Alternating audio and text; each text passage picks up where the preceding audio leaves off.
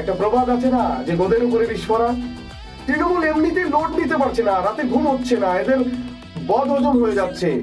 এত পরিমাণ, এত অসংখ্য কোটি কোটি মানুষ তারা বিজেপিকে সমর্থন করছে, তারা বিজেপিকে আশীর্বাদ করছে।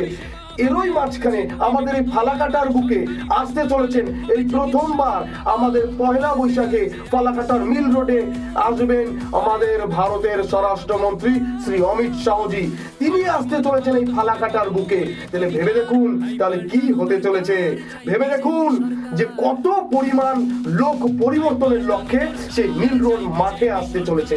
মিল রোড মাঠে শুধুমাত্র তৃণমূলরা দেখবে আর লুচির মতো ফুলবে, গোলা গোলা ফুলবে। তৃণমূল দেখবে আর জ্বলবে, এটাই হওয়ার কারণ সবাই তৃণমূলের থেকে মুখ ফিরিয়ে নিয়েছে, তৃণমূলকে আর চাইছে না।